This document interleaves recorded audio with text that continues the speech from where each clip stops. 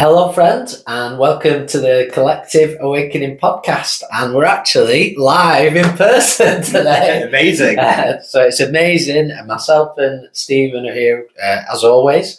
And we welcome our good friend and spiritual medium, Rob Tweedie. He's going to join us. Thank you for coming. Thanks so much. He's travelled down to be with us. He's come to Fleetwood today. And it's lovely to be in person, and we're hoping to do more of these episodes moving forward. But for this moment, it's all about Rob today and welcoming you to this space. Yeah. And it's wonderful to speak with you again, Rob. And do you know what I was thinking about? And I might be wrong. There is an episode way back that we did, several. Yeah. But I can't remember if I actually ever asked you how you got into this work or your first experiences with spirit. I think we touched on it, but it's been pretty much a lifelong thing, really. I was very much, when I was a child, I was aware of things. I was kind of, if I go to school, I was aware what happened during the day in the house. I knew who'd phoned and who'd been to the house and what had happened and that type of thing. And I had a strong clairsentience, so I always picked up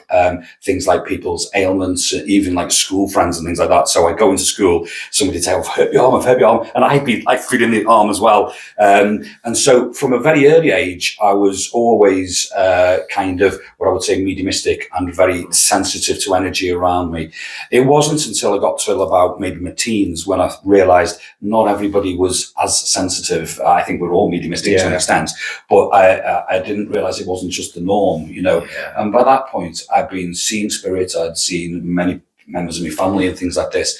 And my mum and dad were incredibly open-minded about it. It was just a norm in our house. That's amazing. Yeah. There was none of this kind of, you're talking nonsense and things like that, you know. And I used to be able to talk it through, and I used to say, I see my granddad, he was upstairs, you know, and they would talk about it and almost encourage it, really, which looking back was the best thing they could have done. It was great. It just felt normal, and it made me not feel sort of unusual or strange in any way.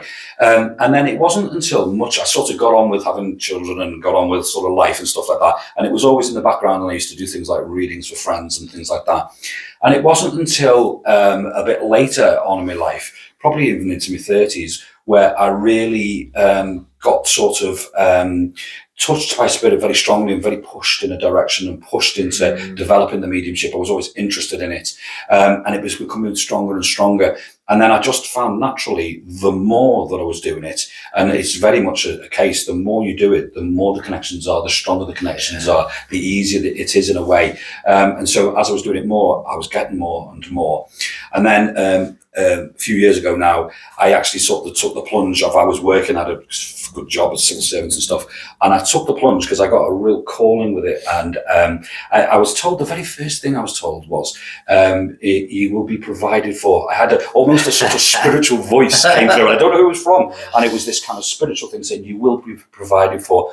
And I was feeling increasingly like that my work that I was doing was almost getting in the way of the spiritual stuff. You know, I was having to do it in the evenings and things like this. Yeah. And I sort of took the plunge, and everything, or like a synchronicity happened, and everything went into place, and for me to be able to sort of afford to live, and so that I was able to give the work up and concentrate on the mediumship. And since then, it's been just amazing, best thing I ever did, you know. And from a real proper kind of emotional level in a way, it was a real calling, and it feels lovely. It feels like when you're just doing the right thing, it just feels nice. And I've noticed since then everything's sort of gone into place for me, you know. I think the big thing here as well, I think, and it's something that we've gone through a lot, is just when you are sort of on the edge of something really big and powerful and spirit is sort of pushing you, is to have that 100% trust. Absolutely. And if you don't have that trust, you're not going to get through. And I think, you know, we transform and we're growing all the time, but particularly when you're talking about transitioning from that physical job and really doing that full time, you have to have so much trust, don't you, in spirit? 100%, yeah. And it comes with it, and it's frightening and it's challenging, you know. But then the sense of achievement and the sense of overcoming those challenges is just amazing, you know. And now when I look back and I look on the journey, even within the last few years, for me personally, it's been incredible, really incredible. And Spirit absolutely do provide. You know, if you show that trust, they do. You know, and I could give you so many examples of, and even little things. At times, mediums, all mediums, they work. Our own confidence, our own well-being, and how we are has a huge effect on our connection and our abilities to connect. And there's no doubt about that when we're tired, or if we're feeling pressured, or just lacking in confidence. It's a very fragile thing. And so what I've found, just on a simple thing, is at the times when I've had the odd sort of blip and I've thought, oh, I don't know if I can face this, or, you know, I maybe got an evening of readings and I'm really tired and that type of thing. It's always then Spirit seems to come in, and they're the most inspired things, and I have the most incredible evening, you know, and it sort of puts you right. Do you know what I mean? It's that sort of fillip that puts you right, you know, and it happens so many times, it just can't be a coincidence, you know. I think it's a big thing that, and we've talked about it so much, haven't we, of just having that faith and trust in Spirit. That on the material, we do live, unfortunately, in a material world. As mediums, I think, talk about. You're going to sing them. People switch off there. But you will always be provided for materialistically, and I talk about the modern Spirit. You know, things are very, very different now to the way they were 50 years ago, and the exchange is very, very different as well. That really tags on to what I was thinking then as you were talking, and we have a connection, a lady, and she mentioned something really profound last year, which is more people now, and whether you kind of call it the spiritual movement, the holistic movement, or actually it's a vocation, or and do you think that's a kind of necessity of the time we're living in, where now at one time it would be maybe we do our day job and we fit it in, that in the times we're living in, it needs to be a full immersion. It does, it does, and that's why the calling comes so strongly. And I think it needed to evolve, and it wasn't just enough to have it on a sort of, because it's such an integral part of our existence, that it wasn't. It's not enough just to have it as an add-on in life, you know. But it's interesting you mention it as well, because I have found, and I've discussed it with people, where the attitude to sort of mediums and spiritualism and the connection with the spiritual world has changed a lot. And I've noticed it even myself, even within the last 5 years, where there is this general curiosity now, and it's much more kind of, I've got friends who used to be very skeptical and sort of cynical of it and things like this. We all know people like that and respect them. But all those people now, any one of them, if I said, I've got a bit of something, or I've got your mum coming through or something, it would be, come on, let's go and have a cup of tea. Let's go, let's go to the pub and have a talk about it. And they might not want to admit it, but there is that curiosity. And I think with times being sort of tough for people, questions are being asked in that way. You know, what is it all about? Why are we here? You know, and we talk about it in spiritual terms. We talk about soul contracts and reasons for people being here and things like that. But people who are not as, say, engaged with it as we are, they still talk about the same thing. You know, and a fun thing that for me as well is I've heard a lot of people talk, and it tends to be, this is a generalization, but it tends to be people talking about their partners and things like that, and they say, oh, I've met my soulmate, you know, and it's usually either a boyfriend or a girlfriend, right? And they sort of talk about it, right? But actually, it's just, there is such a thing. There is a soulmate, and in reincarnations, you can meet somebody that you meet in this life. It happens a lot, you know, often for a reason. But just even that terminology has become mainstream, you know, and you get young kids, they talk about soulmate, you know, it's always my soulmate, you know, and I've heard them talk about a dog, always dog's my soulmate, you know, but there's so much more behind it, and people are becoming much more aware and much more curious. And now, if we talk about mediumship, and say if I said, or you said, what do you do? And if you said you're a medium, now there's much less cynicism. You're going to get the odd people that probably more frightened than anything. But generally speaking, people are at least interested, and that's all we need. We just need that curiosity or that open-mindedness to be able to sort of connect and to work with a person. It's very few people now that I come across where they are completely shut off from it and just sort of compared to years ago. It's the wave, isn't it? It's the vibrations of the earth. Consciously is changing. And, you know, adult young kids now are coming into a much heightened frequency, and they just know things. Where before, we did a podcast with a lovely gentleman last week, and he talked about, years ago, you would have to be initiated into this big meditation practice, and and now people are just coming in, and things are so natural to them. Absolutely. They just know things. They have that connection, and I think where maybe 100 years ago, even in our country, 200 years ago, it was against the law to be a medium. And so we've people evolved a long way. Being classed as a witch, and now look at us now. We do the work so much more open because it's needed now. Absolutely, and I think that it's you're absolutely right. And the more I've kind of been immersed in all this, I've discovered a whole sort of category of people as well, where most towns and villages and places like that, if you sort of went there and researched it a little bit, there's always one or two mediums which are right under the radar. They don't really advertise or anything. They've often got like a 6-month or 12-month waiting list, and then it's the little old woman. She's 2 houses down, just knock on the door. She'll see you.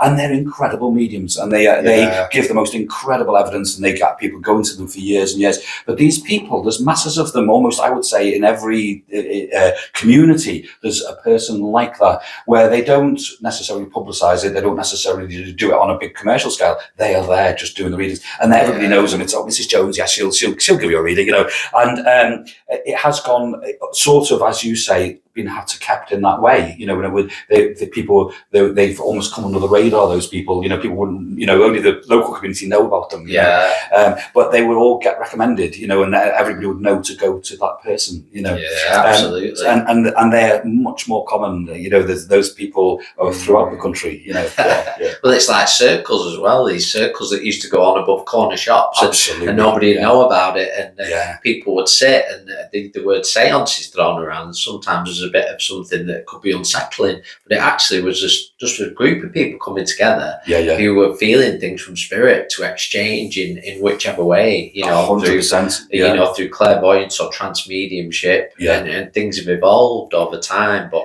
I tell you what I want to ask you about as well, because I feel this is very important, and it's not for me spoke about enough, is energy and vibration when we talk about working with spirit. Absolutely. And in your experience, Rob, obviously, as we are, say, doing a daily at work and then going to a service at night, and those times of doing that you sort of spirit do the best to support you. But what differences have you found since you've changed from that, from the perhaps working your physical job, for lack of a better word, in the day, and doing a service at night? Now, what difference do you find in your energy? Really interesting that, because I find that, well, as you know, Chris, you as a medium, when we connect with the energy of a spirit person, generally speaking, we will either consciously, or we've just learned to do it, or naturally do it, but we'll raise our vibration to meet the energy of the person in the spirit world, and that's how it works. And when our vibrations coincide,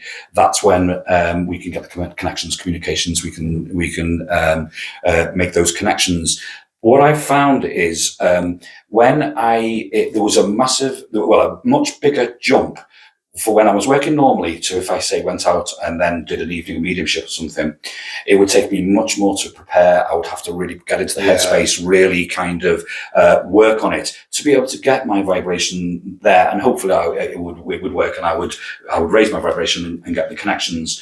Now, because I'm doing it all the time, and I haven't almost got the distraction of the, if you like, the vibration of my work, of the earth vibration, that it's miles easier, and I just slip into it, But what I've had to be careful of, right? I used to get this as a child, but I'm getting it a lot more now, and I am getting these things, Chris, where somebody will walk past me in the street, and I will know. I say, oh, "Gosh, you need to go to the doctors, or you need to do this," or I'll be picking up some sort of ailment, or picking up some dreadful grief with them, And obviously, you've got to be very careful how you approach that, and it'd be very rare for me to actually speak to somebody unless they kind of approach me. But I'm becoming much more aware of it. And this thing they talk about, sort of closing down, I don't really necessarily do that now. It used to be more of a process where you would sort of go through a thing where you'd sort of open up to spirit and get your mind into the mindset and that type of thing, made me meditate and things like that. I'm finding I'm just not needing to do that. And I'm sort of almost at that vibrational level anyway, and it's not such a jump. So, and it has made a difference, so it's made it easier for me, actually, when I'm making connections and when I'm doing readings and that type of thing. It's actually made it so much easier because I haven't got that distraction, and also it's given me a massive inner peace. I have a real proper sense of that I'm doing the right thing, and I'm massively, I'm sure you are as well, into this synchronicity and into this 100%. And when we're doing the right thing, it's not a coincidence that people say I've today everything's gone wrong, everything I've touched gone wrong, or bad luck happens in threes, all this, and you sort of feel like saying, well, you shouldn't have been doing that today. That's not what you should have been doing. You need to change what you were doing. And then you get the odd days, hopefully more often than not, where everything is great, and where you thought, gosh, that went easier than I expected, or everything I've done today has turned to gold. It's been great, and it's because you were following that path. You were doing the right thing at that time. And it always, different religions talk about different ways of talking about it, like karma and things, but it always comes round, and there's a massive thing about positive karma. People think about karma as sort of paying back for something that they've done wrong and things, but there's a massive positive karma as well, and there's a massive sense of when you're doing the right thing that it goes right and it is good, and it really works. So because since I've changed to this and to what I feel I'm doing the right thing, I've found that proper inner peace, that proper sort of satisfaction, and I'll say something slightly personal about it as well. I lost something which has been a real drawback for me in my life, and this has just been very frank, is that I always, and I'm aware of it now, had a need right up until adulthood and stuff, a need very much to be liked. I had to fit in with people, so much so I would compromise things. I would go bend over backwards, I'd give people things if I felt it was going to ingratiate me, and I needed to be liked. And I was really, really sensitive to somebody who didn't like me. I needed everybody I met to like me, right? And that's almost impossible, people don't do that. But it really hampered me, and I really struggled with it, and it made, and it was very difficult. Since I've been doing this and devoting myself to the mediumship and sort of really to working with other people, that has completely and genuinely gone, and I always used to be jealous of people in that situation, but now I'm in a situation where I can really say, I don't really mind. I want people to like me, but I don't mind if they do or not. I'm on my own journey. I've got my inner peace without getting the approval or satisfaction of other people. So glad you brought that up, because I think that is so important right now. Absolutely. And I think that's something that so many people go through, whether it's the need to like or feel they need approval, and a conversation myself and Stephen had, because that's been a big part of my journey, to be honest. I'm sure. It would niggle me that one person that might not like me in the room, or that one person who maybe don't approve. So I would seek that approval. And then the punishment comes if you don't get it. Absolutely. And actually, the other week, Stephen mentioned something to me. He said, in a certain area of the work, he said, your confidence is really growing. I said, well, I'll tell you something. It isn't my confidence growing. It's I've let go of what people think of me. Absolutely. It's the opposite. You set yourself free, Totally. And in life, for people who've gone on that journey, yours has been similar to mine, where it's absolutely the best thing you can ever do. It's really invigorating and sort of enriching, and it takes all that pressure away then suddenly, You become your true self, you become authentic. And I think that's so important. This line of work now is to be your true self, and it doesn't really matter what people think, but when it is liberating, because you've got no attachments then to anything. You're your authentic self. You can like me or not, but that's fine, and that's so good. I think it is. It's fantastic, and ironically, as a sort of just an ironic situation that happens with that, actually, you find then people like you more. I hardly ever come across people who don't know. Do you think that's that shift in your energy? Is that I feel that's what it is. People know you don't need them to like you. there's a school of thought, I've said this a million times since I've heard it, that a compliment or a criticism should be taken the same way, neither matter. Yeah, 100%. Absolutely. Because we all know right from wrong. We all know if we've done something and that's really come off the way I wanted to, I'm happy with that, or I'm not happy with it. Yeah. We don't need it. You know, we don't need it. And we put all these parameters on ourselves, and we put our what we feel is our happiness dependent on other things. Some people are incredibly the other way, and some people, their whole life is very, very materialistic, and they judge everything by what car they've got or what holiday they're going on, and they feel that it gets there. That is how they attain happiness. But when you actually talk to these people, even the ones that are very successful, so on the parameters that you would measure, like maybe their income or their house or whatever, their job or whatever, but when you actually talk to them, they've got absolutely the same insecurities. It doesn't make any difference. They haven't found that happiness, you know. And the trouble with that is when it's a materialistic thing, it's never, ever enough. And this is why you get people who are incredibly rich, some of the world's richest people, they still want another million. They still want another trillion or whatever. Yeah, it's never ending. It's never ending, because you just expand to it and you just want more and more. So, and I come across people and they say, all I need in my life now to be happy is to pay me mortgage off. You know, that's a common one. And they say, pay me mortgage off. And then I speak to them years later, they've paid their mortgage off, and it's no, it's actually just being able to afford the new car. And their parameters change. Whereas we're very lucky because we've found that inner satisfaction which comes from within, you know, and that's why it sort of almost goes back to the old days where where sort of people, if they were poor and stuff, they were often the happiest people with the least dependent things. Well, I think it was Jim Carrey that said, I wish everybody could be rich and famous to find out it's not the answer. Absolutely, and that's 100% right. Yeah. Wonderful. I think it also, it's interesting how people, and this, something I've been very interested in as well, is with actual mediumship and connecting with the spirit world, and then taking it to people and say doing demonstrations and things like that.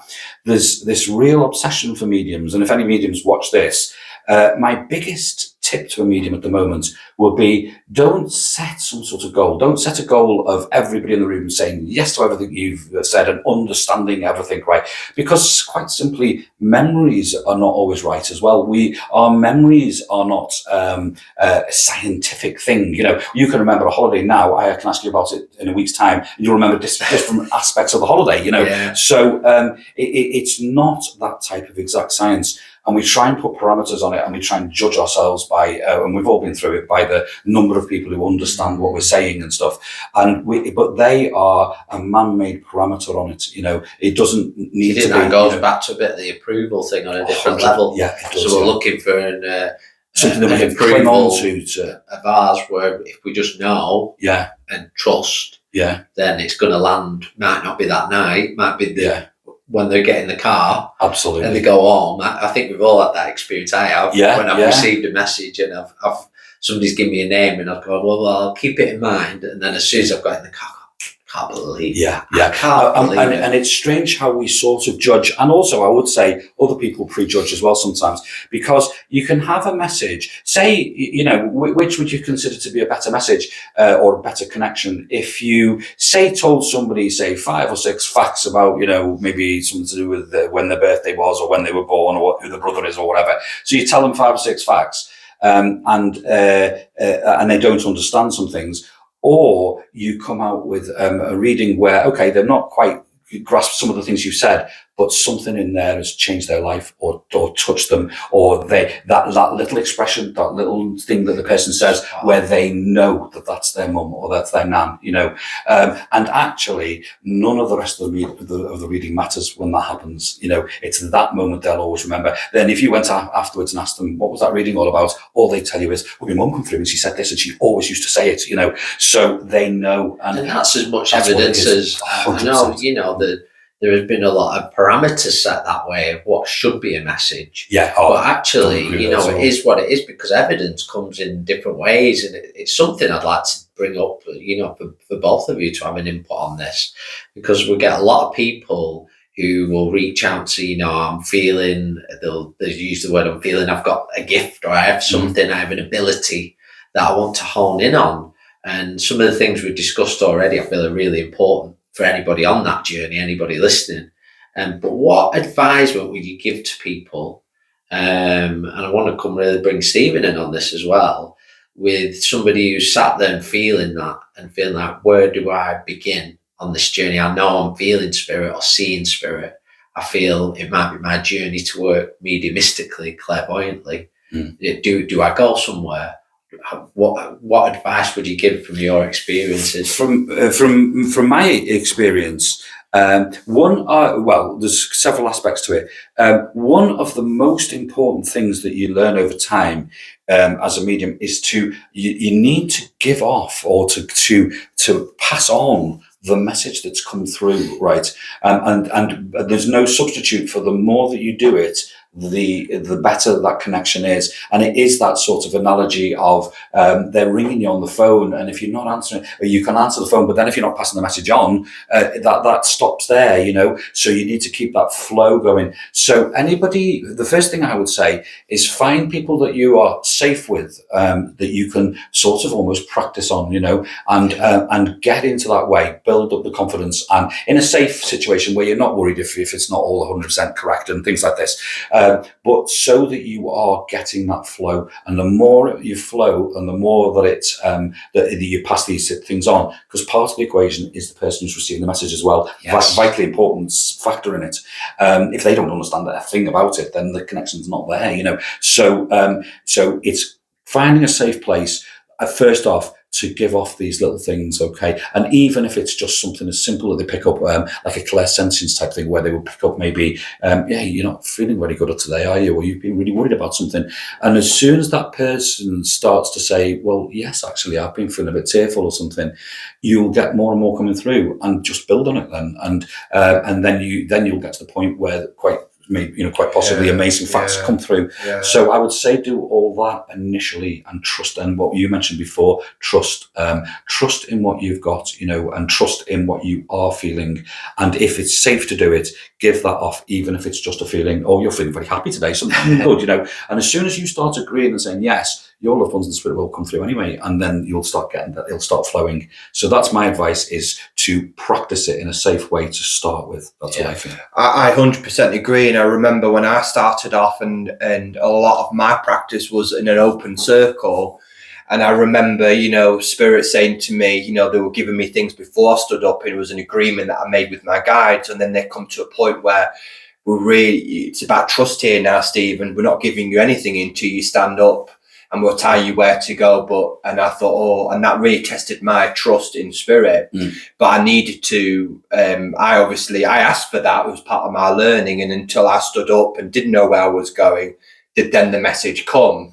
And it was then trust. And I think any advisement, sorts of anybody that wants to get into this kind of work, is, you know, your development classes are great, but I think really just being in an open circle environment is the best, because I've seen, unfortunately, a lot of projection, and it's not our job to project the way we want other people to work, because really that is that's creating barriers for that person. The best thing we can do, who've gained that experience, is to create that space for people to come safely, to be their true self with them and their guides, because ultimately it would be my ego to say, oh, I'm helping this person to become a medium. No, that's not.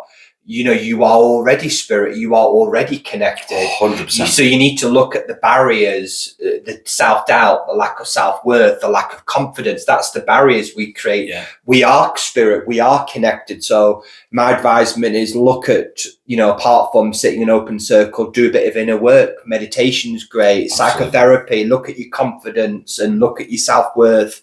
Aspects of that really, for me, has helped me become a better medium. I mean, another thing, you know, you look back on your life, don't you, and you understand why you've gone through certain things. And I went to uni and I did hospitality management, and looking back now thinking, how crazy was I? Now I'm doing mediumship.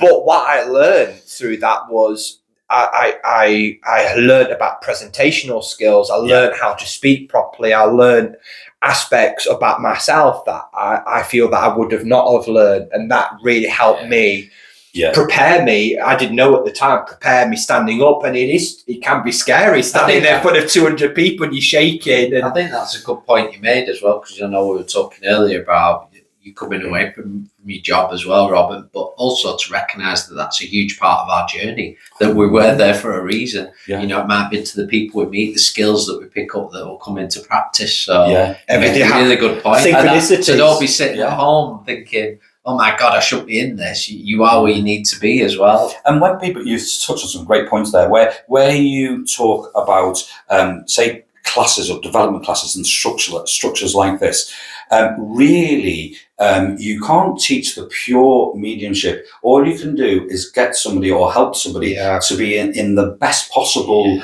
place to let that happen. But it's going to happen for them, as you said, because they're actual spirits. So you can't teach that. And I'm massively against structure. It's one of my crusades. This kind of structure over, and I always put it into sort of more simple terms in a way. If I could have a tour, my mum's in the spirit world. If I could speak to my mum now for 5 minutes, just have a quick chat with her, right? I would not be asking her, when was I born? What date was I, where did I graduate? What did I think? I'd be wanting to know, how are you? Are you okay? Are you proud of me? All those things. That's such a good point. Absolutely. And and if I just was restricted with a list of things, why are you here? Why have you come? All these things. That's barriers. Absolutely. I would have considered that 5 minute wasted. It would have been when I had the opportunity to get that. So I'm always teach. Just go with the flow of the person in the spirit world will lead you, will tell you what they want to do. And that's when you get the most amazing connections. I agree. And I've had some of the most beautiful things, which brought me to tears, where I've had people say to me, I've waited 20 years to ask that question, and it may be just about some jewelry or about something that they wanted to ask about. And they said, it's been on my mind. This is the person in the spirit world for 20 years. Or I've had the same thing with somebody alive I'm giving a message to, and they've said, I've been needing to talk about this ever since my mum died 10 years ago. And they are the real messages and the real beautiful connections, not some structure about why are you here, and a sort of 5 questions and then leave you with a gift. I mean, if they want to leave you with a gift, that's fine, but only if it's coming from them in the spirit world. It's better to be authentic, isn't it? And I think that's something I would pass forward is as well, don't compare yourself to anyone else.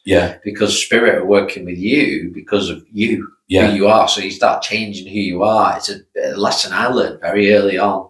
And it wasn't out of jealousy, anything like that. It was admiration. And I would look and say, well, if I'm going to work that way, I would like to work to that standard. And very quickly I learned, well, you're not, because you're not them and they're not you. 100%. So you're going to do it. So it doesn't fit way. Into those parameters. False belief system that hinders you again, doesn't it? And also, although I do agree, just because of I wouldn't need it if I had a reading, but I do respect that people need it.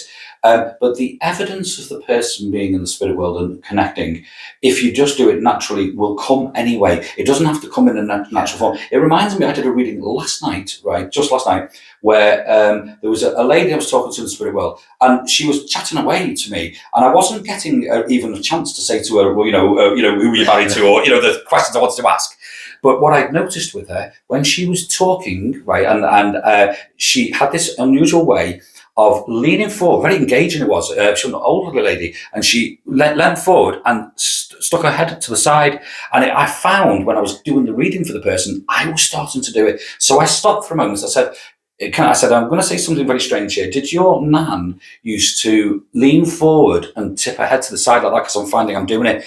The lady just burst out crying, and she knew it was her nan. And she said, it's the most obvious thing. We always used to joke about it. She said, can you lean your head the other way, please? So, because they used to get stiff neck. So, and that piece of evidence didn't come in a structured kind of format. But what could be better, and the person knew straight away, and that was what was needed. I think what happens as well, and I find this with one-to-one clients in particular, I mentioned it before, that sometimes where clients have come and sort of seen other mediums and then they come to see you, that there is again that same or expectation. I say to people, the reading has to be natural, it has to be organic. Absolutely. As long as you keep, and sometimes they have this one person that want to come through, and I know most likely will be that person, but I think that stops then other loved ones who are coming through. But I think going back to your point before about, being gifted, it's like a rubber band, and when you first start, it has to be stretched.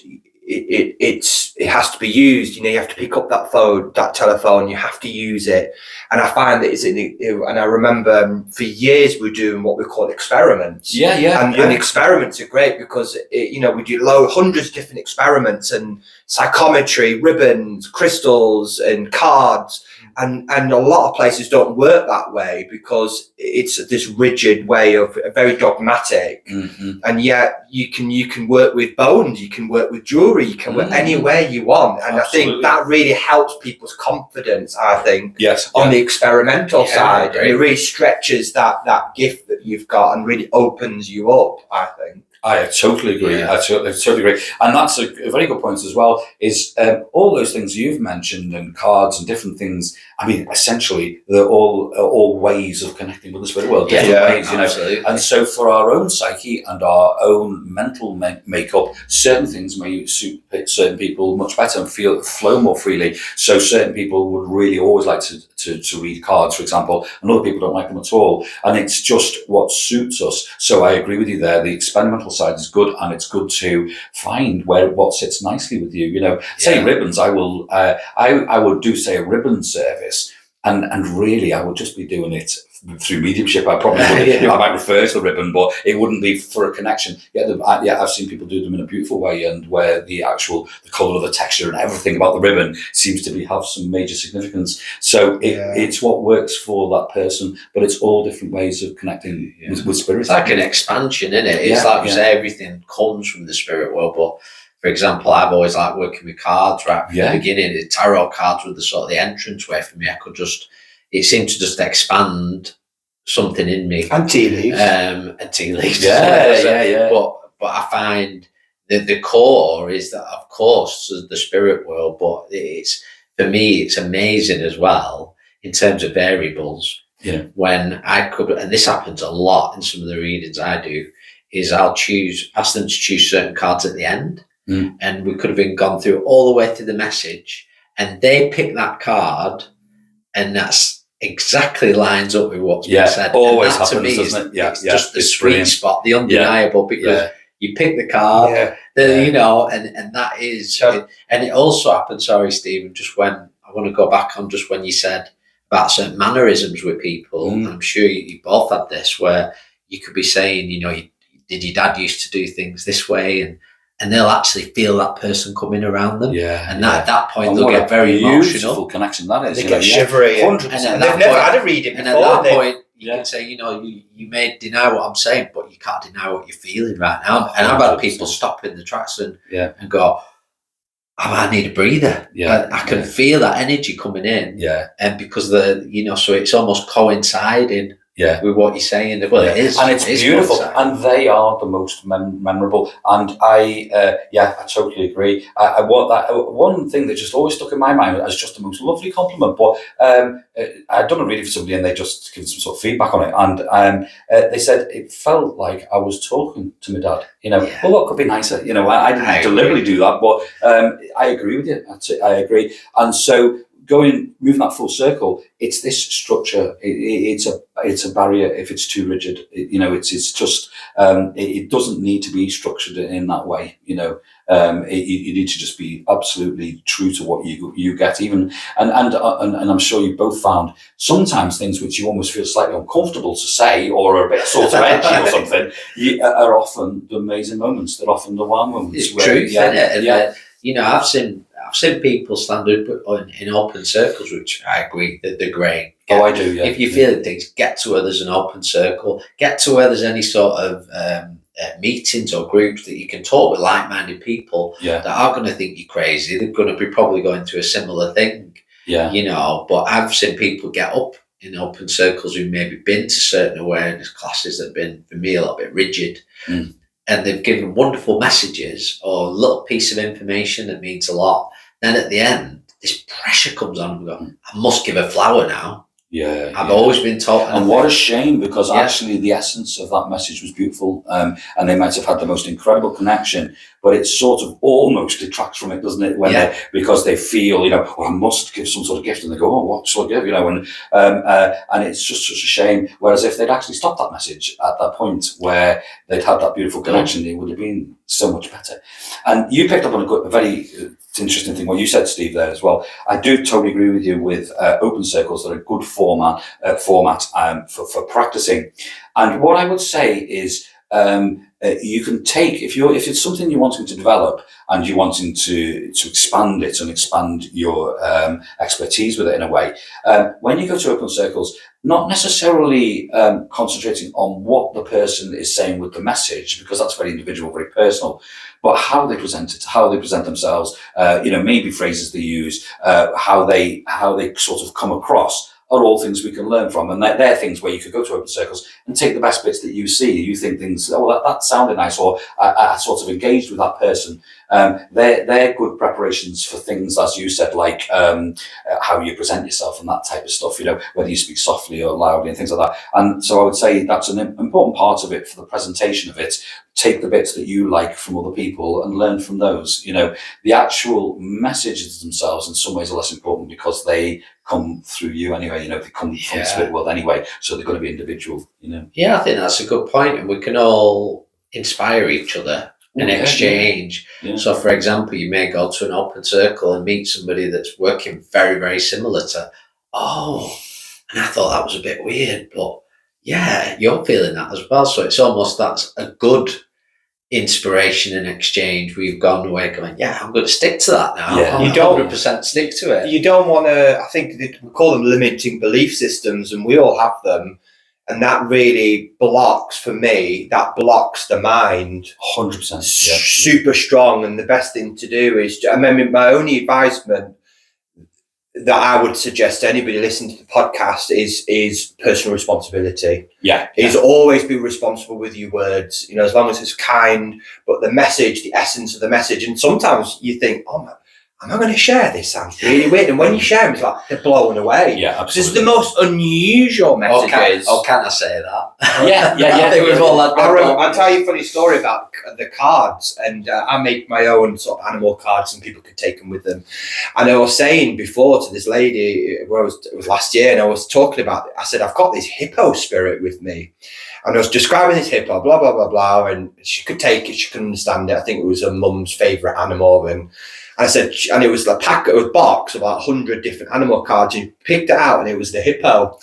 And it was just and she was just went shocked and went red. And another thing that I find really interesting, and I know a lot of certain organisations don't allow it, is the healing side. Have you found that a mediumship as well, where I sometimes pick up, I'll have a healing guide that I work with, and she comes in, and they're doing work on that client as you're working with them, and they think, I feel so much lighter. They said, they've worked on your kidney here. She goes, I've been having kidney stones.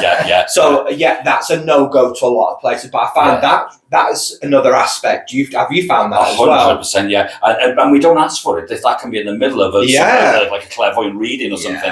I totally agree with you.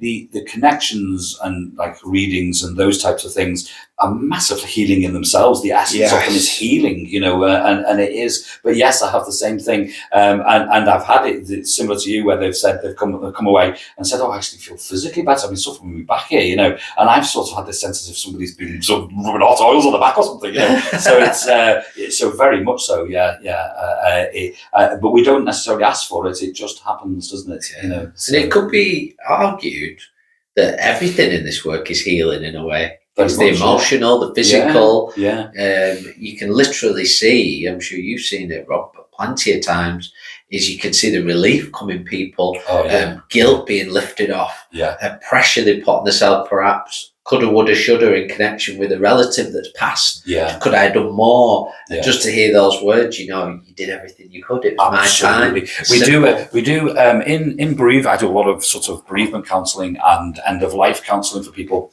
And there's a phrase in bereavement counselling called "if onlys." If only, it's a word terminology, and where, you know, if only I hadn't done this, or if only I had done that, or I wish I'd done this. And to have a connection with somebody who's now in the spirit world, and then to say to the person you're speaking to, look, they're saying to me, you don't need to have any if onlys. You've done everything right. You've done everything with the right heart. Maybe not done, maybe made a couple of mistakes or whatever, but you don't need to have that guilt. It's the most incredible thing, and it can be so liberating for somebody because they've wished, you know. I get a lot of messages around when people have passed the spirit world, and then people have a real strong guilt where they've not been with that person when they've passed, you know. And it could just be that they were on holiday or they were away, or, you know, that type of stuff. And it comes through quite a lot, you know, and it's a subject. And every time, I'll tell you another very interesting in a second, but every time that I get that message through, I can't remember it ever being any different. They always are coming through. And it's usually the person in the spirit world brings it up and says, there's something I want to say. Can you tell them it was okay? I knew they were there. He said it didn't matter. It didn't matter, they're not in the same room. I knew they were there. And they can be really profound moments because they are something that people feel really guilty about. And can I just share another quick thing? That this is just something that's cropping up all the time for me at the moment. And this is for anybody who's watching. I can answer quite a few people's question here. What happens after somebody with somebody's body after they've passed the spirit world is often a cause of massive debate in families. It can split families up, you know, things about people being cremated, think what to do with the ashes, where do people get buried, should they be in with somebody else, all these questions, right? And it comes up a lot to me, probably a few times a week, where people discuss it, and I often start it and say, well, there's been a big discussion in your family, hasn't it, about where these ashes, or should you share them out, or should something be made of them, and things like this, right? What I would say is, at least 99 out of 100 times, the person in the spirit world just doesn't mind. It's us who mind. I agree. They don't care. And quite sometimes they're quite vocal about it. They say, it's what we like. I don't want it. You know, it's like a car you used to own. You just don't own it anymore. And they don't care, you know. And we place a huge importance on it as if this would be their wishes and this is what they want. Well, actually, once they're in the spirit world, that's just nothing to We're projecting what we think. That's what matters as well. Yeah. But it's such a highly, Steve, it's such a highly charged emotion with people. I've known families where sisters and things have not spoken to each other because one thought, you know, somebody should be buried in one place and somebody somewhere else. And actually, when you do speak to the person in the spirit world, they just couldn't care. They said, do what you want. I don't know. You don't mind. Do you not find as well with people's passings, and I've got this in prior readings a lot, where they've literally been with the mum and they're nursing the mum and they've walked out the room and she's died.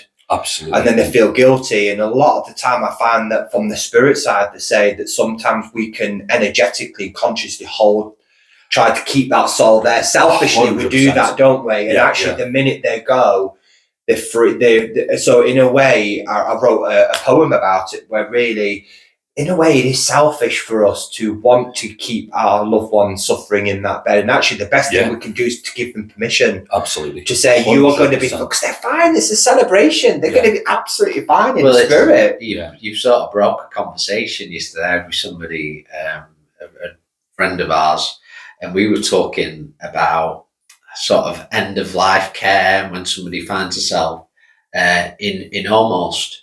I remember it being mentioned in one of the circles we sat in, to a degree that it can be unnatural, keeping us here longer than we need to, and naturally, and maybe suffering a little bit too much. Where if before the times when there was all these things, what would we do? We'd probably just pass. We wouldn't be here 12 months down the line in a sort of full of medication, in a sort of comatose state. We would have already gone. And we were having this huge, which is very 100%. Kind of controversial in a way, but it's good to have those conversations, you know, of those moments that happen. And another thing, I think you're absolutely right, Steve, with what you just said. And another thing which is slightly maybe controversial, I don't know, but what from my experience, both of counselling people who have gone through the bereavements and also from the other side, from the spirit world, once they've gone into the spirit world. And this is quite profound to tell you this. What people are frightened of, even with their closest family, they could be the mum or the dad or the sister or something like this. If the person's compos mentis, but they're dying, you know, or they're, you know, bedridden or whatever, we just have this incredible thing where we won't talk about people dying, right? Yeah. We just will not talk, even with our most close people. And the more sort of towards the end of their lives, towards end of life care, we want to talk about it even less, because it almost makes you feel as if I'm thinking you're going to die, you know. Yeah. So we won't talk about it. And I get this through when I've got a really strong connection with somebody, they often will talk about it and they say, I wish you talked about it. I wish you'd, you know, like you said, sense of giving them permission and talk about it. And I would absolutely, if somebody was strong enough to do it, and if anybody's watching this is in that situation, broach the subjects, say to them, are you scared? Are you frightened? Are you happy? Yeah. Are you looking forward to it? And you'll be amazed by the response, and it will be really doing that person a favor. It will be giving a relief to them, because maybe they do want to say they're scared, or maybe they don't. Maybe they want to say, well, actually, I've had enough and I just want to be with my husband, you know. But either way, don't avoid that subject, you know. I 100% agree with you, and I think the essence, the core of any kind of reading demonstration is to alleviate the fear of physical death. 100%. So really, for me, and don't underestimate the messages that we give to people, because even if they're only come to that one reading in their life, that reading will be recalled the moments before death, and they will remember, and that 100%. seed's planted. Yes, yeah. And I feel that an unfortunate religion, that dogmatic religious aspect, that fear of judgment. And and I found this as well in readings, I'm sure you have many times, Rob, is when loved ones go back to spirit, they aren't judged. They will go to a place of that love, because you only judge yourself. 100%. That's the most difficult part. And I think as well, you find that people who have maybe had a very tough relationship with their father or the mother, and sometimes, no, I don't hear from my mum, time to go away. And actually, it's part of the healing process, and forgiveness is very powerful, and massively. And the loved ones, you know, and you know, once you have sort of your life review in spirit, they're all spirit like the rest of us. Yeah. Oh, 100%. And we've all got skeletons on our closet. We've all done bad and good, haven't we? None of us are perfect. Yin and yang were made up of both, aren't we? We all have the capabilities to and that balance. And sometimes we have to choose. We have to get things wrong in order to learn and grow. But I think you make a great point there, Stephen. You know, the core of what we do is alleviating that fear of death. And touching on that, sorry to say, Steve, you brought up such an important thing, and it is something that's not talked about so much, and even not in general conversation. And a lot of people are very kind of still known. They don't know. They don't know. And I've had some of the most. I've mentioned it before, but some of the most profound experiences when I've been doing past life regressions with people. And I did one for a lady. She came, I obviously won't mention any names, but she came, and I didn't know she'd come for a particular purpose, but she came to our house. We've got a healing room and stuff, and she'd come from Wales. And we did a past life regression with her, and we took her, and if it's done properly in a safe environment, you can take them into the spirit world. You can take them to the point of when they die, and then you can take them past that point. And we took her into the spirit world, and it was really profound, really, really profound. She was just in floods of tears. It was beautiful. She was describing it, and it was described in the most gorgeous way. She was saying colours, which she's never seen before, and this type of thing. Anyway, but the point being, once we were starting to debrief all this afterwards, and we'd finished the session, she said, "I've come here for a reason," you know. So we said, and I guessed by this time, I said, "What was this?" And she said, "I've had a pathological fear of dying," right? So much so she went out to Bangor University and stuff. She went to psychiatrists and things to get treatments for this. That's how significant it was. And she said, and now she said, "This is the first time in my life." She said, "I've been alive for 45 years. She said, "This is the first time in my life I'm not frightened anymore," you know. And she said, "I didn't want to come back." She said it was gorgeous. And for me, I mean, obviously that sticks in my mind, but what an amazing thing. So it touches on what you said in some way. If we can alleviate that fear, you know, and that lady now has no fear of dying whatsoever. Well, I like sort of where you've gone with that as well, because my other thing I was going to say, which I feel's a big part of not only alleviating the fear of death, but reincarnation. And 100%, recognizing that, and I feel that takes away a big thing that goes on here was sometimes like pitying situations. There's nothing wrong with sending our love and supporting each other. Absolutely, I'm all for that.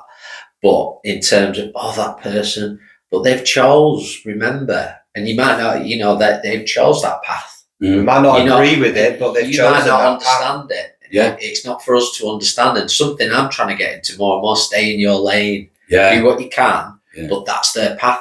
And I believe in actually trusting in that we reincarnate. If enough people in the world could understand that, it would unlock a lot of answers for people. Absolutely, and answers about their current. What I find fascinating about it, and something I've become really interested in, is it answers questions about our own this incarnation, this life. We have these retained characteristics, these retained personalities. And they sort of almost get diluted slightly over different reincarnations, but they are a core thing that are within us, and just every so often, it comes through and we touch on it. You've got a very specific one, so I can tell you about it in a second. But we all have these, and they can very often relate to things from previous incarnations. Where I worry about it, and it gets a bit hazy, is that we are in a society at the moment where we love to put labels. We feel safer with labels on things, whether it's ADHD or whether it's somebody's autistic or whatever. We like to put labels on because it's easier for us to channel and to deal with it, as humans. So we put labels on people. I have come across some people, not always, but I've come across some people where those labels are completely inappropriate, and it is absolutely connected to previous incarnations and previous character traits that they've just got, and when you do a past life regression with them, it kind of explains it, why they've had this irrational fear of something or that type of thing. And so there's much more of that than, and modern sort of science is becoming much more aware of it as well. But I worry sometimes about the labels we put on people too quickly, and sometimes we do it because it's easier to channel, right? If you say somebody's autistic, well, we've got all these services, all these teachers and education things for people who are autistic. So we'll just push them into that category, whereas I'm not so sure that that's limiting. It's a limiting belief system, and I think it just puts you in a box. At the end of the day, science can't prove everything.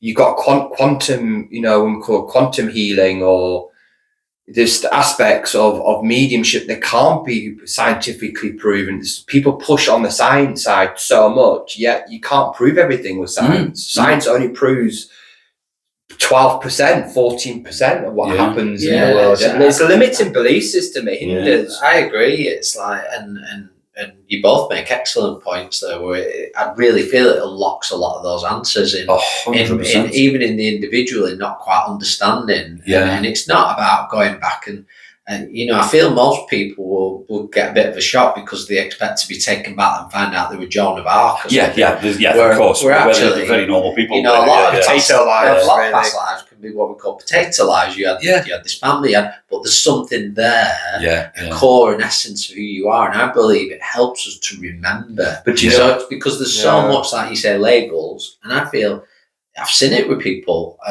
where they get this label put on and they become the label. Self-fulfilling prophecy, absolutely. And I feel it's like, if you said it's like an onion, so it's like a layer that doesn't belong, that blocks an illusion. Who you really are. It stops you being who you are. I've got a big thing lately about change, that word change. I don't think we're here to change ourselves. I think we're here to remember who we are. Absolutely. Strip away what we're not. And strip those layers down. I'm not that. I'm not this label. I am me. And get to that. And what's incredible, you're right, it's absolutely right. And it is all contained within ourselves. And one of the things that I love about past life regressions is that you're not in that way dependent on an external sort of force, or an external energy. So as a medium, if you're trying to develop somebody or help somebody with mediumship, you've sort of got to rely on different things. You've got to rely on somebody in the spirit world being there, making the connection. You've got to write the right vibrational energy, and then you've got to depend on the recipient understanding. So you've got all those things in place. Whereas with the past life regression, it's all within you. It's all your memories. They're already there. And I just get you into a state of consciousness where you can tap into them. And that's what's amazing. And there's no right or wrong about it. It's like saying your memories are wrong. You know, I can't say to you, Chris, right, think of a car, right? And so if you put a car into your mind, right, what colour's the car?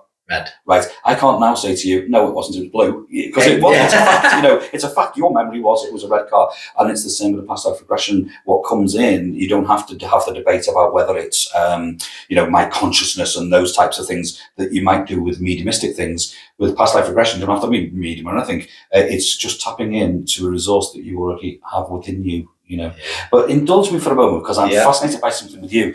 I'll just give you a very quick potted version of what I'm picking up with you. What it is I've learned, and I wasn't going down this path, and I don't know why it's come to me, but I've learned since I've started doing the past life regressions more and more. Gradually, I've become to be able to actually do it as almost like a reading. I can sort of tap in. It's clairvoyant, so I get a lot of pictures. Tap into people's past lives. Yeah. Okay, so just a potted version with yours, but you are yours, Chris. First of all, I'm going to say something about you. You have always, see if this resonates with you. All your life, right, you have had a proper, what I would call a social conscience. So things that are not great for you, if there's something where somebody is, I'm not feeling emotional with you now, if somebody is marginalized or bullied or kind of very shy or finding things difficult, even when you were at school and stuff like that, that didn't rest easy with you. It wasn't comfortable with you. If there was some terrible injustice, you know, even now, if there's something that's clearly wrong, it evokes a real reaction within you, and there's a reason for it. And even sometimes it can be disproportionate. The worst thing for you would be if you were actually accused of something that you didn't do. Right? Yes. And it gets it even on a little level. I used to get it all the time when I was younger. I would go in shops. Yeah. I've had people go to see my mum and say, "There's something like missing out of the shop." And it would give a rage. And I was God, no, but there's something I was like, what is it? What is this? But it's obviously happening for a reason. 100%. And then parts of it can be quite irrational, but it's a character trait you've got, and it's a retained character trait, and I'll tell you why you've got it. But it can be even extremes, like if somebody accused you, say, of leaving a light on. Chris, you've left the light on again, you know, and if you hadn't, that would drive you mad, you know. You saying it. Yeah. It's a reaction, okay, and sometimes it's disproportionate to what it was. That's very now, so. Your own spirit, you are an old spirit. By that I mean you've been back many times, many different incarnations, right?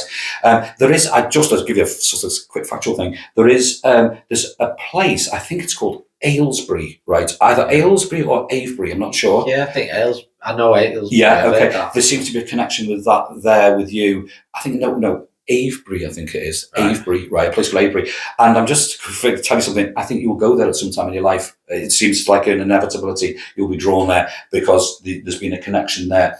But what the reason why you feel this way is because you, in a previous incarnation, right, believe it or not, you'll have a big head, but believe it or not, you were almost ahead of your time. Now, you were something to do with science and astronomy, right? And you were what you were saying in the time made you outcast and made you certain people would kind of listen to what you were saying and think, oh, there's something with this, right?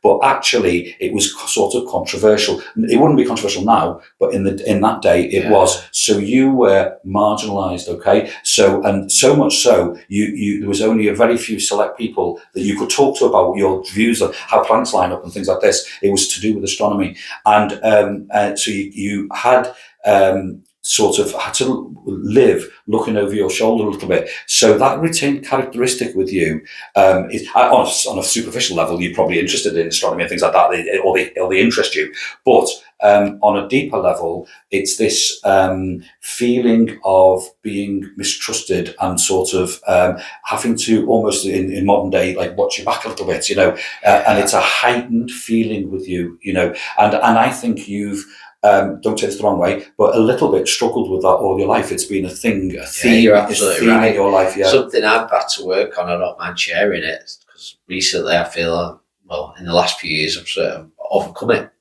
Is sometimes feeling I could be in a room full of people, and if I were to read something out, almost a feeling that people in the room would want me to fail.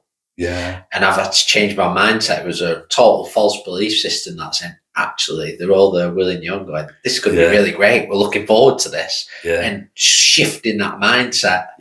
And that would connect very much with what I've experienced there. So everything, the traits there are absolutely so. And a lot of that to work hard on and look into to and I think you, for my sake, as well. I think you're doing it, but you had it was profound, and so I'd be very surprised if you said, "Oh, I can't really relate to that," because it's a retained sort of characteristic that you've had, and that's just one of your lives, and it's got a bit diluted, but it's carried on through. But the connection with now is this place.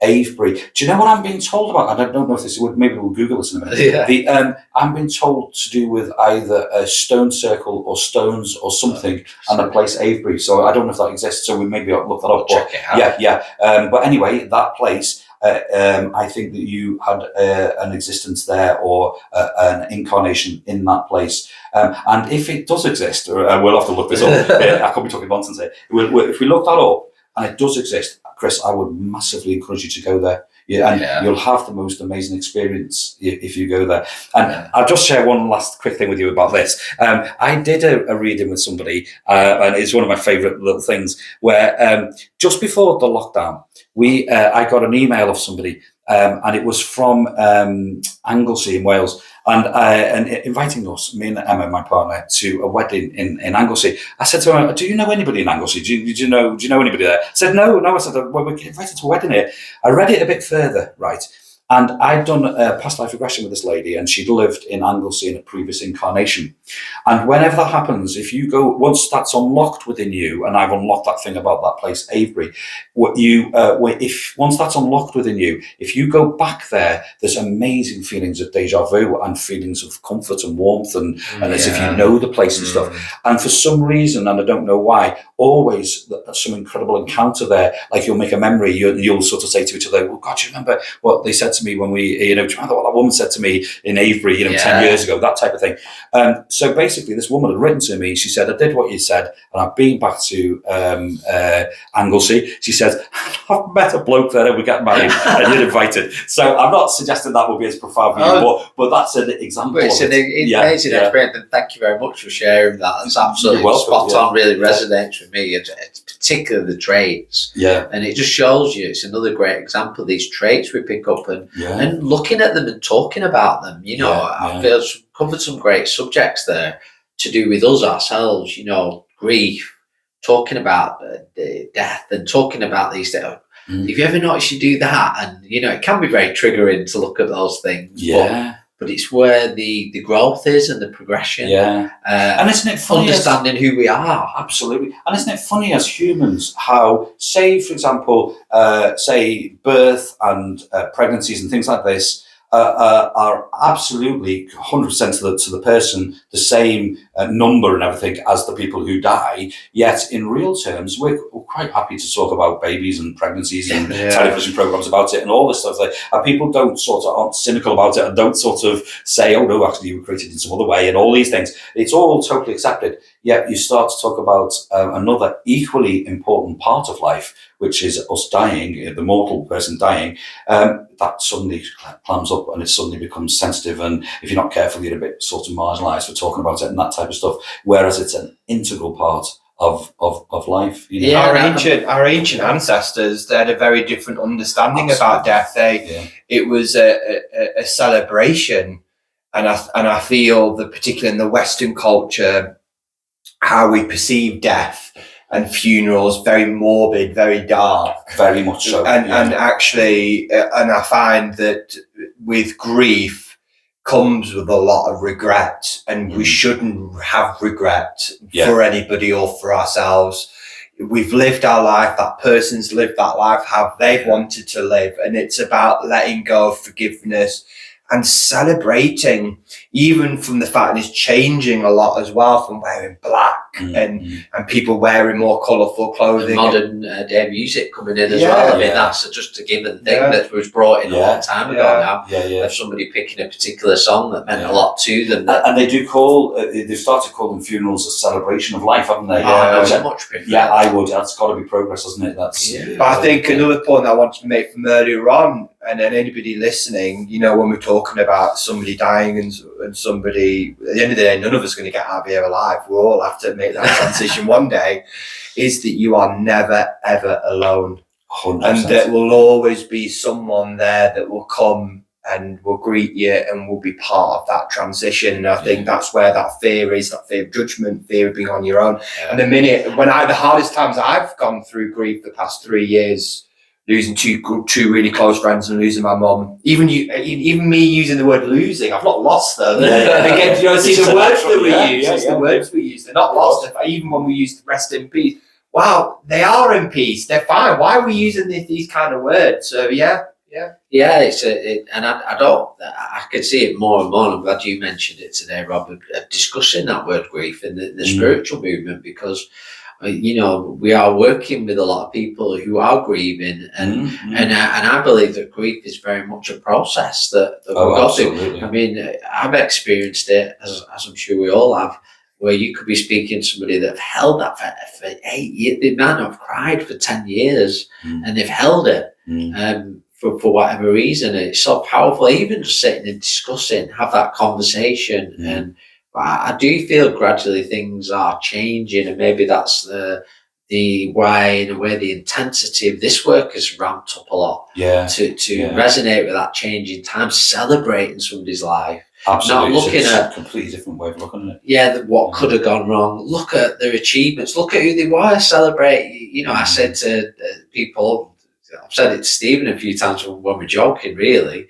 I say, you know, if I'm the first one to go in years ahead, I said, you make sure people say all about me, not just that was a saying, but I want a full personality, you know. And I think that's so important. And isn't it interesting how we do, you're absolutely right, but we, with grief and things, and it's all proportional, but we sort of put our human feels on sometimes the way we think we should feel.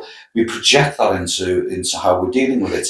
And one of the big things that I get asked about, and that I get through in readings a lot, and I'm sure you get the same, is when somebody, a very young person dies, or somebody dies in very tragic circumstances, or let's say a miscarriage or something like that, where they just touch the earth for a very short time. That's often associated with guilt and sort of the parents thinking, oh, was it something I did, or a lesson I've got to learn, or I've been so unlucky, I must have been so bad in another life, and you hear all these expressions, right? Whereas actually, I would say, I think I'm talking almost 100% of the time, and this is probably several hundred over the years, when I've had people come through that haven't touched the earth plane or for a very short time, the reason that they come through is to say thank you to that mum. You know, you set me free. My journey was in the spirit world, not here. You know, whereas our journey at this time is here in the material world at the moment. Theirs isn't. Theirs is in the spirit world, and those things are nearly always inevitable. And when I'm talking to the mum, I will say to them, it may, if it hadn't been you, it would have been another mum. It was going to happen. You're projecting your own thoughts onto this. It was nothing to do with you. And they've come through to say thank you to you, you know, for setting them free. And it's a completely different way of looking at it. It's the way we look at it, you know. It's unfortunately as well, we do live in a society where people fall into the trap of the victim. That you know, the universe is punishing me, God's punishing me, and actually, and you see that in health and well-being. I'm ill because of you, and actually, we're trying to move away. And when you talk about your past life regression, what that really teaches people is that you've chosen that life, you've chosen the lessons, you've chosen what you're going through in your body is actually you're the manifestation of your own creation. Absolutely, and it's actually, all within you. You know, it's all within you, and actually, you can't put them labels on people because it's self-responsibility. And as soon as you're responsible for self and your life, you're in your power, you're in your light, and nobody's the victim in a way. Then are they? Everybody is liberated and free, not submissive, not passive, not a victim, but you're free, and you have that clarity, that understanding, and that's so powerful now more than ever. And I wanted to ask you, Rob, really, that, you know, mediumship as a whole has changed a lot the past 100 years, and it's changing a lot again the past 5 years, and it will do even more. So what kind of changes have you seen and are you going through? Because you're talking about your readings are changing, which is amazing. Yeah. A lot of people don't want to talk about stuff like that. They want to keep mediumship to a certain way. Yeah. And even us as the Purple Mountain, we've always done things we have guided by spirit, we're free spirits, and I can see that very much within you, Rob, as Rebels. well. Yes. Rebels. And we're here to shake things up, and we're here to. So, what do you think the changes are coming in? Why are these changes coming in now? I think some of the main things that I'm noticing is massively. I think we touched on this before, but much more of an acceptance, much more of what I would call a healthy curiosity with people in general. So people want to talk about these things. Most people, a lot of people now want readings, and they want those connections, and they want to know more. So there's more of a curiosity and an awakening, and it seems to be proportionate to how things are going in the world, and things are difficult. People are almost looking for reasons and alternatives. So I think there is much more curiosity. It has become, parts of it, more scientific. I'll just touch on something. I was involved in something which I massively regret, by the way, because of the pain involved in it. But I was involved in something where I had to go to Cambridge, and there was I'll just very briefly mention it. There was an experiment they were doing by one of the big things that's changed is science, and there is a massively an acceptance compared to what there was of that things change, and that we can change our energy and things. And there's now departments within universities that study it, which years ago there definitely wouldn't have been. But I got asked to be involved in a study, and hindsight's a good thing, by the way. And if you'd ever asked, don't do it. I was asked to do a study, and I do quite like things like that. And I got a very brief outline of what they were going to do, and they were going to pay for me to go to Cambridge. They paid me train fare to go there. And basically the study was, and I didn't realise what this was, what it was, but that I was going to have two things. One was a sort of CT scan thing, one of those where you go on a conveyor belt thing, right, through a tube thing. One of those was that, and another one was this EEG thing onto my head, right, which was just not very great. So I went down for this, and what they were doing, and I was the experiment was, and they've done it with a number of people, was to look for brain changes and changes in energy and impulses within the brain when you're in a state of clairvoyance, or when you're in a state of connecting with the spirit world. So I was asked to do was they put this thing, and the part when I'm joking about what was terrible was if you imagine having about 50 needles stuck into your head, it was like that. It was very painful. I had all these electrodes all over my head, and that was very, they were glued onto my head, and I had to then connect with the spirit world, right? I asked for a person to sit there, and I was connected with their loved ones, but some people just did it on their own. But you connect with the spirit world, and they looked for brain activity to change, and then they did the same thing on doing a scan thing. And so there's somebody's doing a PhD about all this subject, and they did it, and they scanned it, and there was the changes, and she showed me, and she said, "Look at this." She said, "This wouldn't happen in like what they call a normal brain function." And when we went into the clairvoyant state, a part of it sort of showed up on this scan, which to me was massively, I didn't need to know, but it was massively reassuring. But the illustration is, it's become really quite scientific, and this person is not in any way medium or anything like that. Yeah. This is somebody who's just studying. I think science has a part to play. I mean, whatever. It's become quite a controversial word in a way of saying things that,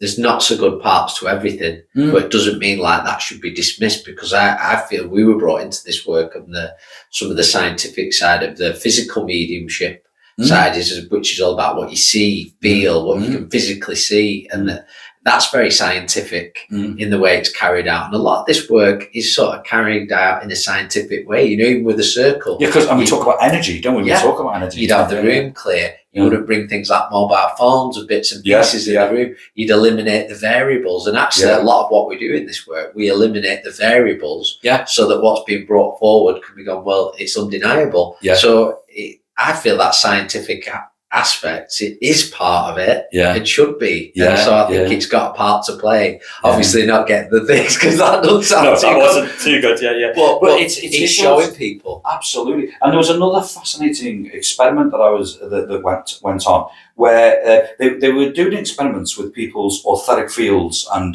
sort of almost like electromagnetic energy around us. And as you know, you can tell a huge amount by somebody's aura, by how they are, their well-being, all this type of stuff, right, and their physical well-being. And they they tied it into a thing called sphere of influence. You probably know about this, but sphere of influence, almost like the sort of how much you can influence people at a distance, right? And it's tied in with your etheric energy, and when you're feeling good, your energy is wider, and you can influence more people. When you're sad, you come in, but then there's certain category of people, right? This is all connected, but there's a certain category of people where they've almost been placed onto the earth for specific reasons. And I've discovered this fairly recently, where it's always been the thinking, and it's my thinking, that with reincarnation, we have a choice to come back, and we're given a choice. And it can be for numerous reasons, to maybe to affect somebody else, or to finish something off, or any number of reasons, right? But we choose to, there seems to be a choice in coming back. But there seems to be a category of people that are asked to come back, and they have a profound difference on maybe the whole world or generations. And I'm thinking about people maybe like, say, Mother Teresa, or and they did an experiment with Barack Obama. Barack Obama's one of those people. So regardless of his politics, that's a separate issue. But they did an experiment where they tested his electric. He was in a stadium giving a speech, and his aura or his influence can affect the whole stadium, right? Whereas, say, mine and yours maybe more, but mine and yours. I said that very carefully. That's because you were closest. Say us, we maybe would affect maybe a few people. Maybe if we were lucky and we were in a room when there was 20 people, we might affect those people. That type of thing, okay? Somebody like Barack Obama is a good example. He's such an incredible orator that he influences, rightly or wrongly, but he influences thousands of people. He can, or a whole country, and it's almost a sense that he was sent here for that purpose. And when you research him and look at his book and read his book and stuff, he knew from the age of 4 that he was going to be the president. And if you look at his life, there's been probably about 30 or 40 things which you could say were coincidences. He was in the right place to get elected to different positions and things like this. But there's about 30 or 40 things in his life which all would have had to happen to make him the president, and he did. But every one of them went into place. So there is this sort of inevitability. But with the science side, so they did this, conducted an experiment with him, and this just shows how to the level of acceptance it is. They were allowed to do it, and they positioned sort of like a thing, a bit like a Geiger counter or something. But these scientists all around the stadium, right? And when he started talking, it started to project that energy to all the extremes, So taking that full circle, the science is playing a big part, and I'm really encouraged by experiments like that, because what an amazing thing. And this was done by an American university that wanted to do it. That was studying this energy, and they happened to do it with him. And the fact that it was allowed to be done and stuff like that is really, I think progress. You need things to, and we're talking about what you were talking about, Barack Obama. I remember I come part German, and I remember my German granddad telling me when he grew up with Hitler and all that, and those speeches, and how he said he just couldn't believe, you sat in the 20,000 Germans and suddenly they're just cultivated by his energy and the power. He said the hairs at the back, and again, it's how you wield that power, is how you wield that. You have a very good point, and it's a tremendous power. And it's regardless of the politics. Say for Barack Obama, he is just the most incredible orator, and that's part of his skills. And he, regardless of what he's saying, you're quite right. If you went to a sort of speech by him, you get caught up in the moment, you get caught up in it, and it's very inspiring. Even if your politics are completely different from his, you might not agree with what he's saying, but it's the absolute presence, and you're absolutely right. And being very famous people in history. I kind of feel that's important, and kind of what I was trying to get to, really, in terms of the measurement of that energy and that feeling is where there's the scientific and the and the feeling of it is very true, because I straight away when you were talking as well, I started to think about multiple musicians Yeah. You know, the people, you could go to a lot of people like, say, for example, the John Lennons and people like that, of why so many attracted to be in the same place and the same energy, and they probably were resonating at a similar vibration. Absolutely. To come together. They've come back to do that work, haven't they? They've come back to do that work. And I believe that section of people, that's a great example, and that there is this section. You've sort of got it categorised in a way, just so you can talk about it, into newer spirits, where it's these people who are here for maybe the first or second time, here to learn and have all that sort of character. Then you've got older spirits, more like ourselves, who have been here and maybe been back many, many times. And then I like to call them almost like an ancient spirit, where these are the people who seem to don't have a choice. They're told to come here, and they are the likes of maybe John Lennon or something, and who's somebody who makes a huge difference to maybe a whole society, maybe to the world even, you know. And it's no coincidence, that people are then drawn to them, you know. But I want to touch on something you were just touching on for a second. Where it becomes a grey area when you're talking about mediumship, and it's one of my pet hates, is it's just not possible in the normal parameters to judge one medium against another and to say which is good or which is bad. It's absolutely down to the recipient. Because I can prove it to you. Because I could do a reading for you, right, where I say somebody else could do it, just for example, could do a reading for you, and they could tell you 15 facts, okay, and you could think, wow, that guy's incredible. He knows everything about me and knows what I've been doing yesterday and all the different things, right? And it would be interesting and probably a good reading. Steve could come along, right, talk to you, just chat to you, and maybe not hardly tell you anything, but say one thing which is incredibly specific to your loved one, right? Something that they did or said, or, you know, some memory or something like that, which means everything to you. And that's the good reading from that person. But anybody listening will think the other guy, he's much better. He's told them 20 things. So you can't know. I really feel that's been a strong part of what we spoke about here. And I think it will assist people a lot who are developing to you know, that thing I got. And I'm very much with you, Rob, on this. I've found in readings where I've let go of the expectation of giving certain of perhaps going, where's the name? Well, just tell them this, or tell them about that. Tell them about, you know, that I used to sit there laughing my socks off to a certain comedian every Saturday night with you know, some licorice, and I was, you know, that's what I used to do, or certain things I used to do, or ways, and then mannerisms cannot be replicated. They're unique to that being, and that's what you would say is the judge of, if you want to call it a good medium, but it can only be judged by the person that's receiving the message, you know. So, and you can have a message, you can misinterpret it, you can listen to somebody else's message, say, and then make some sort of pronouncement or judgment on the medium, but actually the message was fantastic for that person, but we just don't know because we didn't know the things. This is why you should never, when you sit in the audience, no, absolutely. It's and then people can compare, and then people have expectation, and I think sometimes even prior readings, clients can be a little bit like that as well. They have that expectation. And really what I got from Spirit a long time ago is your job is not to change.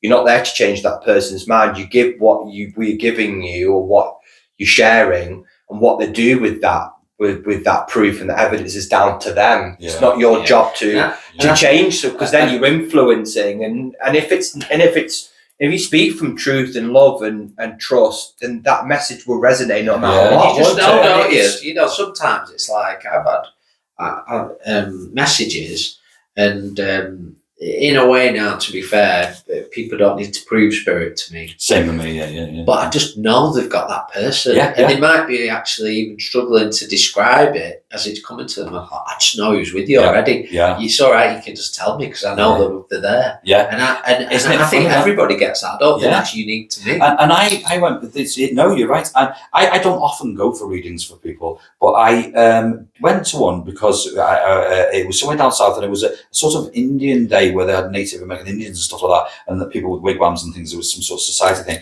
I went to it. There's a special name for it, and there was people doing readings in these wigwams, and I just sort of felt a little bit drawn to go and have this reading. And I went with Emma, and we had a sort of joint reading there. And it's not what I would have said, sort of a pure mediumship reading, as in he didn't come out with all sorts of facts and things like this, you know. but we both had the most fantastic reading, and I just knew that my family were with him. Whether I wasn't even sure that he knew it, but they were, you know. And I said to Emma, I said, "Your mum was there," and she says, "Yeah, I know she was, yeah." And we come out absolutely thinking that's the best money we spent, you know. And it wasn't even a factual type of reading. Do you not think though there is this pressure as well? And I've got this, and I'll prefer it in the private reading because you can say a lot more and it's a lot more open. When maybe in a church you feel limited or judged to be a certain way or link in a certain way. And I know you felt that, and Chris has felt that, where we talk about that in a private reading, sometimes, you know, particularly younger clients who maybe, I did a client who didn't have anybody that they knew in spirit, but this guide come through and gave this the evidence, and the same evidence and proof, maybe not of the loved one, but of their life. And yet you can't be like that. You can't. It's not evidential in some people's eyes. And if you experience that, where you're connecting with guides and helpers and other loved ones, not just from this life, but even ancestors from 3-4 generations ago. So again, limiting belief systems. 100%. And I've had that quite a lot, where people, and actually the person who's wanting that reading, for them, their aspirations and what they wanted wasn't a connection with somebody in the spirit, because they don't know anybody in the spirit world, you know. And I've had that a lot. But then you'll have found that you will touch on the things that they need to be guided on, or the things that they, and absolutely, spirit come in, my own guides, or just I just get this overwhelming thing to say to them, you know, you need to be doing this, you need to be doing that, or those types of things. And that's what they've wanted, actually, you know. So it is, I get that quite a bit, you know, where they just don't know anybody. But it's like going back to what you said at the beginning, Rob, or you said there would be a certain person working as a medium, perhaps as a town, they'd be the one that'd be known. And that goes back to ancient times. You'd have the oracle, or the soothsayers, throwing the bones, all that. And they wouldn't be worried about structure, they'd just be doing it. It'd just be doing. And I think that's the best, and you know, for anybody, just do it. Do it. And you know, if things are, there is no right and wrong, really. Because we're going to learn, and it's not for somebody else to judge if we're doing something right. And I've actually had the extreme where I've had, it's literally, I think it happened to me here once, where I've actually had somebody in the spirit world sort of come through. The spirit person seemed to be familiar with what was going on, and said, "I'm not going to tell you anything until you say what I want to say." And then it was about 3 things they wanted to ask about some documents and some different things. So it was things that they wanted to ask, but they come through and literally said, and after that, I said, I've asked them about, and I've passed on all the messages backwards and forwards. After that, they eased up then, and they said, "Oh, well, it's a mum, by the way." And but that's how strong they felt in the spirit world. I've actually had that on a few occasions where they've come through and they've said, "This is about what I want to say," you know. So we can't command it. I think there's this perception. We work not for spirit, we work with spirit. Absolutely. And I think there's this perception, and I think a lot of organisations and the movement on the earth believe that they can put rules and regulations with spirit and ultimately work as authentic an individual as you can be. And you know, people, there's this higher power, this energy that we think is man, that we can dictate and puppeteer spirit, and it doesn't work that way. And I think another one that's top of it that I know from some of the groups you've worked with, Rob, is enjoy what you're doing. Oh, absolutely. Because if you're not enjoying it, what energy are you going to be bringing? Have fun. And how are other people going to feel that? Enjoy it. I feel that has to be at the core. I wouldn't go near anything now that doesn't light my fire, or absolutely. Simply because what's that going to put out? You know, enjoy it, laugh, smile, don't be too critical. You know, and I think that's really important if you're developing a mediumship. Don't be too hard on yourself, you know. And it's somebody says no to you, you're going to learn a lot from that now. You know. And I really, really believe, you know, and this is just not science behind it, but based on experience, where they really do want to help us in the spirit world. And if we do it, and another thing, it's not just sounding pious, but if we do it with a good heart in the right way, the spirit world will help us. They want to help us, and our loved ones want to come through. I often say at demonstrations, if you had some lovely message and maybe someone's in tears or something like that, I will often say to the person, that may have been a lovely message for you, but I can tell you it was twice as important for your mum in the spirit world. So much. We got to remember their needs and their reassurances in the spirit world as well. But it's the other side of things, Rob, as well, where you get somebody coming in. Oh, it's like your dad's here. We'll tell him to bugger off. I don't want to speak to him. But that's where it's needed, because there's something there that not as much needs to be resolved, but they might want to get off their chest. Yeah. They're trying to clear it, and that happens a lot. The least person you expect, but it's what's right. And don't they surprise you sometimes? You had that once as well. Tell them to go. She swore. She'd done. Yeah. I had a thing recently. It's funny you're saying about things being funny and stuff like that. I had one recently where I was doing a reading for somebody, and the dad come through, and from what he was telling me, she was completely happy that it was the dad and everything, and that didn't seem to be an issue. We're chatting away. And then he starts in the spirit world going to me, are you really talking to her? So then I said, yes, she's about a few feet away from me right now. And then for some random reason, I couldn't help laughing. For some random reason, the man in the dad in the spirit world said, well, if you're talking to her, tell me what she's wearing. And it sort of went the wrong way round. It was as if I was having to convince the person in the spirit world that I was talking to the person. The person in the spirit world was quite happy with the connection. It was him, sort of thing. So I found myself, I said, oh, hold on, I'm having to describe it. I said, well, she's got a leather jacket on and all this sort of thing. And I sort of won him over. But it was tougher for me for the guy in the spirit world than it was for the person I was connecting with. You never stop learning, do you? Never. And this is where it's never boring, is it? Oh, no, exactly. Yeah. I feel that's a good opportunity just to bring things out. We could talk, I know, we could carry on, it's so enjoyable. We could talk into the midnight hour, but I've really enjoyed this. Thanks so much, Rob, for coming. My pleasure. In person. It's Thank great you. to be sort of in your energy. Thank you for what you passed forward to me. We should do another one. Definitely, I'd love to, We'd love to do another. We are going to do another one with an audience. Yes, we're looking into, we're expanding. Everything moves on, as we've talked about now. So whoever's been watching out there or listening, I hope you found this podcast very nourishing. Have your comments, have your say as well. I want you to join in on the conversation. Until we speak again, sending lots of love. Want to say goodbye? Goodbye, everybody. Thank you. Bye.